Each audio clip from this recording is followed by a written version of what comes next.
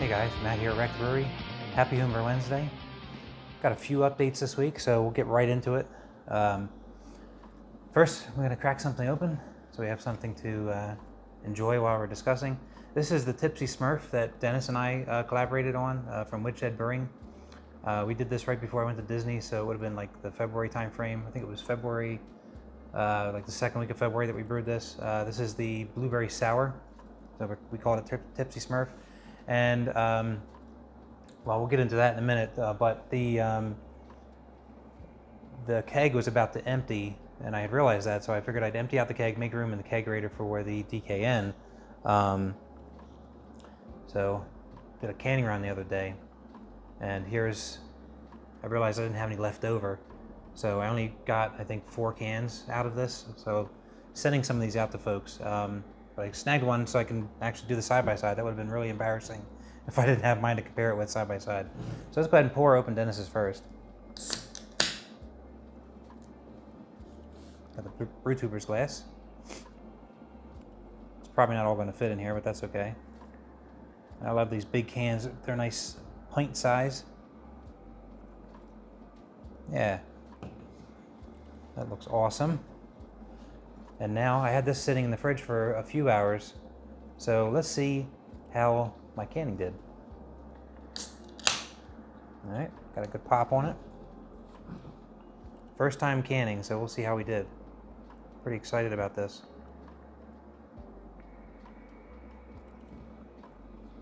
Well, about the same, I guess, huh? Well, that is an identical looking beer. Both are crystal clear, can see straight through both of these. Excellent.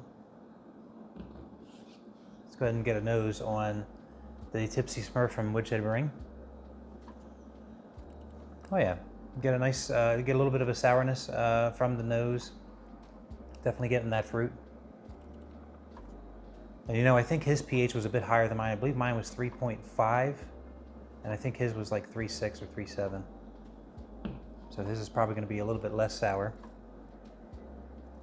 Yeah, they have a very similar aroma. I don't think we changed much. I think we might have changed like one ingredient, but it was a minor thing. I can't remember what it was now. I think we used the same hops, we used the same yeast. Or no, maybe it was the yeast that we tripped up. I can't remember. I'll have to go back into my notes and check that out.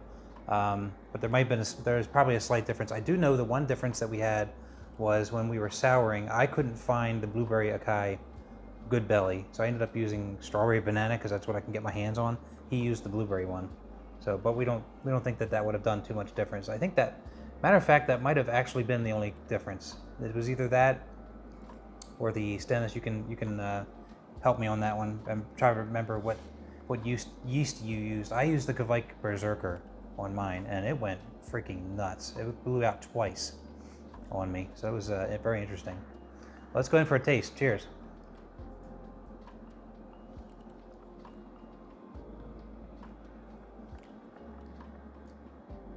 Wow. Yeah, that's really good. So yeah, it's definitely not as sour as mine. I can tell that right away.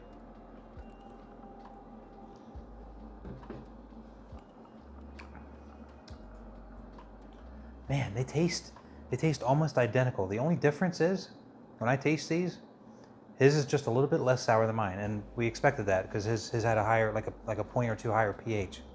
That's wild. Two different brewers, two different sides of the eastern coast, brewed the exact same beer.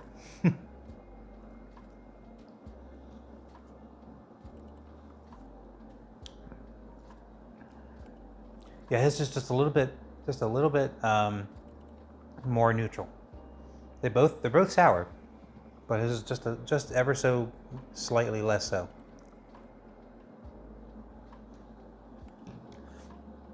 And you know, for my well-being, or for my knowledge, this is nice to know because I've never done a sour beer before. This was my very first sour ale that I made, and I wasn't sure what the pH should have been. I knew what the range was supposed to be. We were aiming for something between 3.2 and 3.8, and I know that as you get closer to the 3.2, it's really sour, and of course, you know, on the higher end, it's not. I got lucky and hit right in the middle, so I was kind of like, okay, well, with Dennis's being a little bit higher, I can see maybe, do I like it to be a little bit sour? Do I like it to be a little less sour? I like them both. I think that I might try to go a little bit more sour on the next one just to see what the you know, the difference is. I don't want it to be like super puckering, but it's, I mean, in this range right here is very refreshing.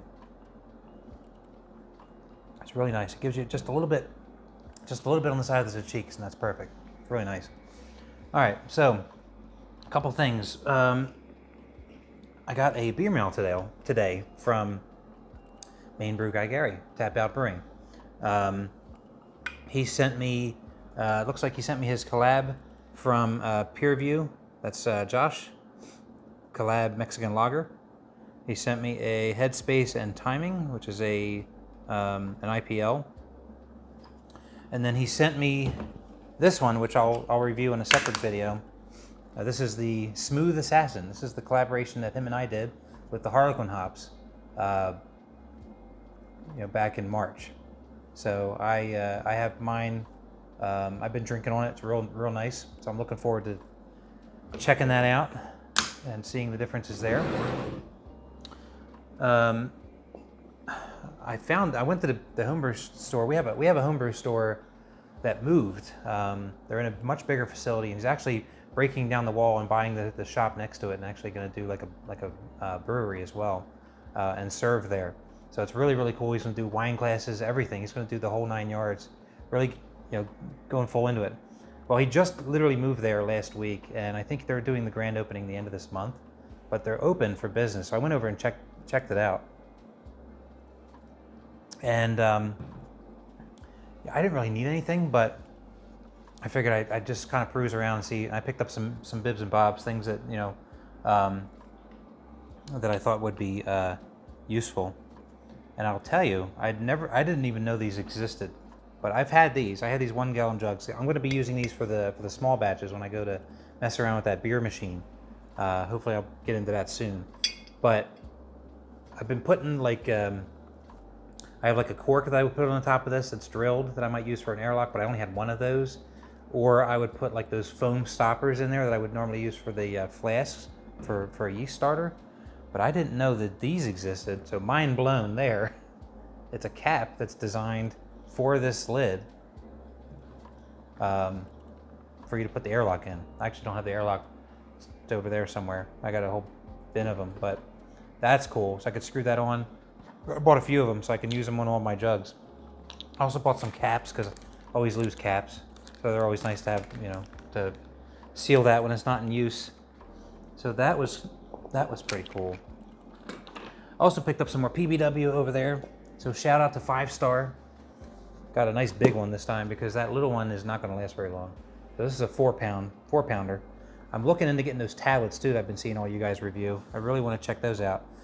But I bought this. I mean, I've always used PBW. I like to use different things for different applications. I really also like that alkaline breweries wash from beer.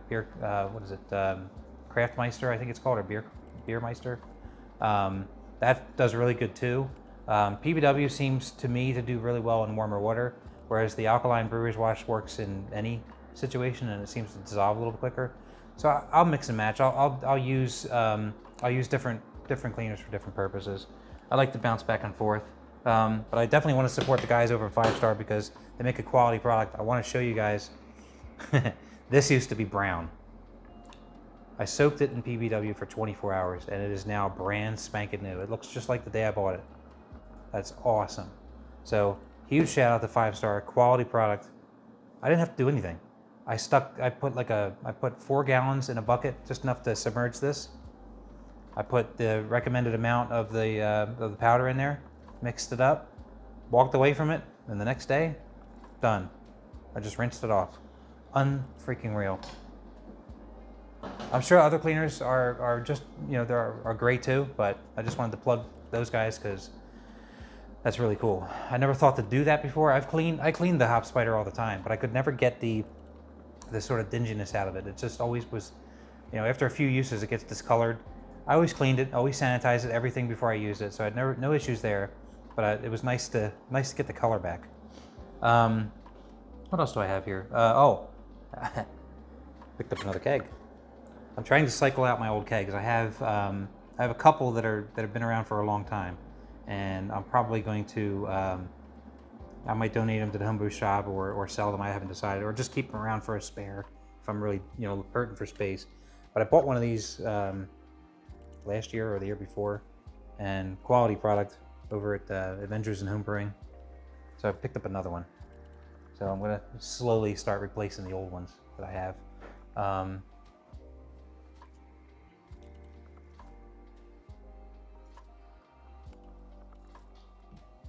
Let's talk about what's going on behind you. I don't know if you guys heard any of that noise back there, but I have the ferment chamber that's running at 38 degrees right now. I am cold crashing the DKN. It's already been dry hopped. It's now cold crashing. Tomorrow I should be able to transfer it to a keg. I'll probably move it to this brand new one after I give it a nice wash with that keg washer. Alongside of it, overlay a picture or overlay a video here. You'll see a keg that's in there that is forced carbonating, 35 psi for the day. I actually made another batch of the soda for my kids. That's the sarsaparilla that's in there. They got really excited when they saw that I had this canner, and they're like, how about you can some soda for us so we can actually take it out and when we're out and about in the neighborhood? Like, sure, why not? That's a great idea. I have to make some cool labels for the soda, I guess. But yeah, that's what that is. I guess let's talk about the elephant in the room. So picked up this canner. It actually showed up last week. Nice shout out to Dennis Pinn, Woodshed Brewing. I saw his very, very thorough and honest feedback review video that he put out. If you haven't seen that, check it out. I'll probably do my own. I've been in contact with October, and they would actually like to see a video from me. So I'll put something together for them. Just how to use it and how to take care of it and things. Just after I want to use it a few times first before I do something like that. I've already canned a dozen, and I didn't have any issues. I haven't had a failure yet. It's just exactly the way Dennis said in his video, that it is super easy to use right out of the box. The only thing I had to do was install this arm, and it was just plug and play. There's no adjustments to use to it, nothing. I didn't have to do anything to it. It's great. So more to come on that. So here's just what's left of what I've canned. I've canned a bunch of stuff, and I've sent out a couple of beer mails today, because I'm really excited to see, how people receive them. It was really cool to be able to send them in a much smaller box. Shipping cost was way down from when I was sending bottles. I think in some cases it was half of what it costed me before. So that's really cool. That'll sort of pay for itself over time. But I've been having some fun with playing with these labels too. I have, I wanted to make some nice quality labels that fit the entire can. I got to get a little bit better with lining things up, but yeah, some of you guys will see this when you get my my mails. I'll probably send a couple more out over the next week or so, but just wanted to get something going, and I'm having a lot of fun with it. Now I don't know if this is really the best way to store it. I just, in my mind, I thought to myself, well, I didn't really want to leave it sit like that because dust and things can collect on the various pieces. I thought maybe it would be a good idea to just stick an empty can in there, just to have it kind of sealed or covered. I might end up getting like a cover for it, because it is going to be probably sitting out here in the garage, and things do get dust on it, because there's not a lot of activity in here unless I'm doing something with the brewery. I am looking into getting another table or a cart for it, so I have a sort of a workstation, something better than this. This is just sort of a fold away table. Picking up another one of these stainless tables, much smaller than this one, and then I can kind of wheel it around as I need it. So hopefully that'll come in soon, and we'll see. I'll have a sort of a place to work. I guess that's really it. Like I said, DKN's on its way. It's going to be due to the hub at the end of this month. I plan on brewing the Saison soon for the yeast experiment. Probably, if not tomorrow, probably early next week. Just, I've had a bunch of stuff going on this week, and I just haven't gotten to it yet. Actually kind of works out in my favor because the tilt is in that fermenter, so I'll be able to take that out of there and go ahead and use it on the Saison. So I'm looking forward to that. Well, that's it, guys. I don't really have any other updates for you. So nice job, Dennis. This has been I always love brewing with you. I look forward to the next thing that we decide to do together. But this is a really cool beer. You definitely turned me on to making my own sours. I'll definitely do this again. And it's just unfreaking real how close these beers are. It's almost the same beer. It's just a sourness level is the only difference, which is really cool. It kind of helps me compare, like I said, what level of sourness I might like in a beer. So, well, that's it, guys. Thanks for watching. We'll see you on the next video. I hope everyone has a happy Homebrew Wednesday. Take care. Have a good night.